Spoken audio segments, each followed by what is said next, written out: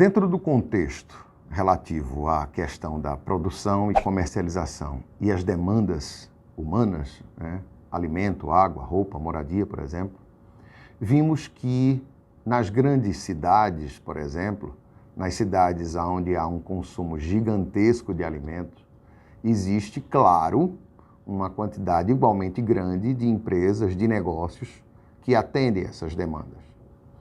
É muito difícil alguém que esteja hoje morando numa cidade como São Paulo, no centro, ter condições de se alimentar com a produção da sua própria horta, né?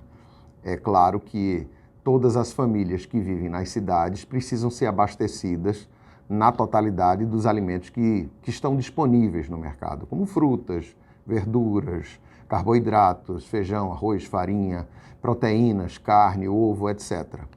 Sabendo dessa condição, é muito importante que a agricultura familiar e todos que atuam dentro desse contexto saibam da sua capacidade, da sua importância nesse ambiente. A agricultura familiar, nós já colocamos isso, é a principal fornecedora de alimentos dessa natureza, esses que a gente citou. A gente não está falando de commodity, a gente está falando de alimento do dia a dia, né? Feijão, arroz, ovo, farinha, fruta, verdura, leite, queijo, manteiga, enfim, são itens do dia a dia. Não estamos falando de pão, não estamos falando de macarrão, não estamos falando de nada que seja industrializado e que chegue para nós de uma forma processada, de uma forma manufaturada, como o óleo de soja, por exemplo. Ninguém se alimenta de soja em casa a não ser dos seus derivados, né? Claro, a grande maioria, né, dos derivados. Você pode comer soja em casa, claro, mas é muito comum a gente ter os derivados da soja dentro da nossa alimentação do que a soja em si.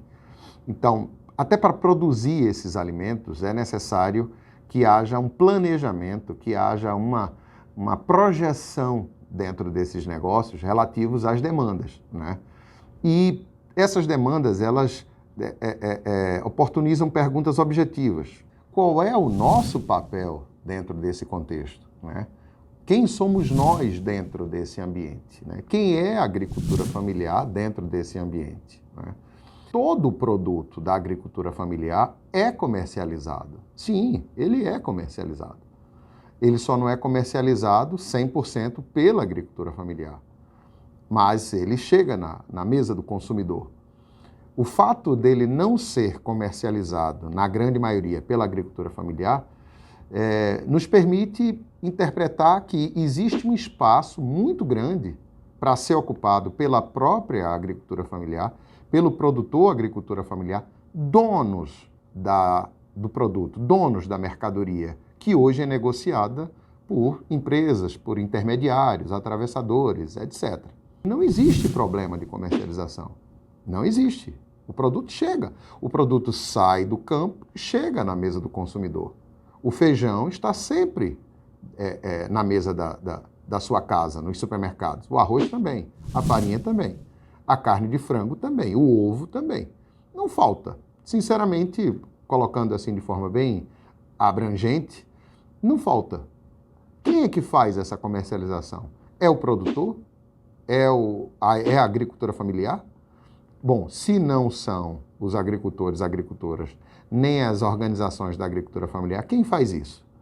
Se esses que fazem isso conseguem êxito, como a gente poderia reproduzir e passar a dominar esse ambiente também? Passar efetivamente a trabalhar também a questão de mercado. Continuar produzindo, continuar fornecendo mercadoria, mas, sobretudo, assumindo um papel de protagonista na questão da comercialização.